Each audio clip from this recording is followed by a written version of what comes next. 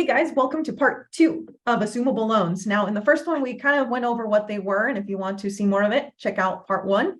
But here we are again, because there has been a question about this, and Kevin ended it with saying that he hasn't really done any, which got me thinking, why are we seeing more of these being done, Kevin? It's interesting. It's such a hot topic right now, but if you ask anyone, if they know anyone who's actually assumed a loan, you'll find that no one has really found it. It's almost like finding the gold at the end of the rainbow or something. Why is that? Why don't we see more assumable loans? The biggest problem right now is even how great that it sounds to take over someone's loan with a really low rate. Let's say they have a 3% rate and you're going to take over that loan. First thing you need to do is this, like I said, the seller is going to call their current lender, make sure the loan is assumable. The next thing is that the borrower is going to talk directly to that lender, and they're going to go ahead and get pre-approved with that lender to qualify for that loan. Now, the average price point, let's say, for example, is $400,000. However, when you look at the average loan on a house in that type of a market, it's probably going to be closer to maybe 200,000 or 250, because the home values have gone up so much over the last few years. So the current homeowner has all this equity in the house. Now that becomes a big hurdle when someone's looking to buy a house for 400,000, but that assumable loan is only 200,000, because even after you have that take over that loan for 200, well, how is the seller going to come up with their other 200,000 that they want? Because they want that full 400,000 asking price, right? And your average buyer doesn't have an extra 200,000 laying around. Some do, definitely, but a lot don't. So that's where it becomes difficult to pull off, is when the buyer needs to cover the difference between the loan they assumed and the purchase price. So there are a few different ways that can happen. One is just by having that difference in cash money in the bank. And if you have that difference, you pay the difference, you complete the full purchase price of 400,000. That's the easiest way to pull it off. If they don't have that full amount, then there are a couple of other options. One is you could ask the seller if they want to finance a second loan. So that could be a great option for the buyer, because they wouldn't have to go through as much of the same qualifications that they would with an ordinary mortgage. And they get to talk about the terms and negotiate them with the seller of what the terms of that second loan will be. And the downside is the seller is not going to get all their proceeds back. So they have to be willing to carry a note, to carry a loan to this borrower based on whatever terms the borrower and seller agree upon. So that's one way. Another way that can happen.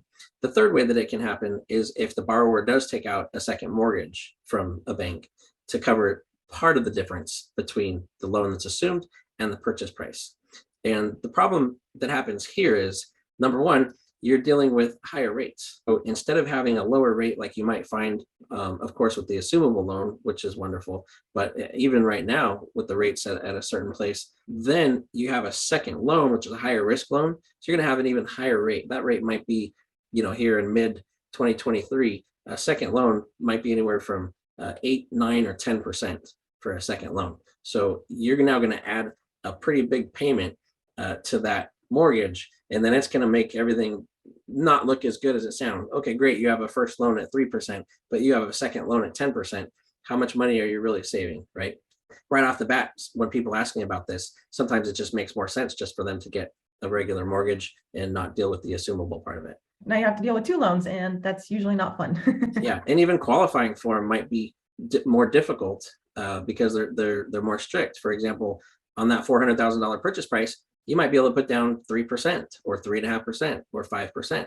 But when you get a second mortgage, you usually can't go that high on the loan to value.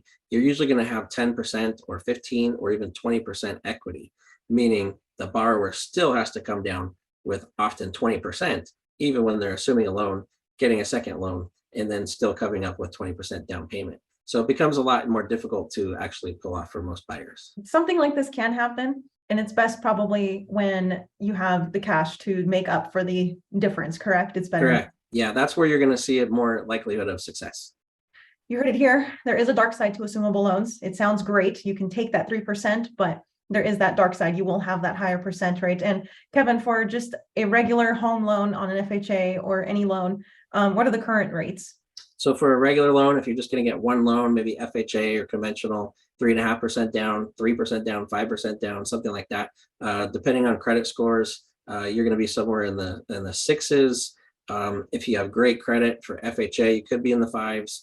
But if your credit's not great, a lot of people are finding themselves in the 7s. So it can really range a lot. I'm finding that this lending market right now being so volatile, they're putting a lot of weight on credit scores.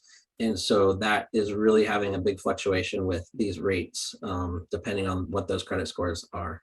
Yeah, getting your first loan is a lot better. It's 1% lower than getting a second home loan on it.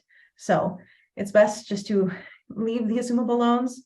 Let's work with the experts, get that first home loan and get your own home on it. Yep, there you go. Awesome. Well, thanks, Kevin. I really appreciate all this information, and hopefully it helps you guys ease your minds and get more information on how the loans work and how just the real estate market works on all these homes. I get it, prices are high, but sometimes something glorious like assumable loans sounds great, but there's always going to be a dark side to something. So, at the end of the rainbow. Yep. Well, thanks, Kevin. I really appreciate all the information. You're welcome anytime.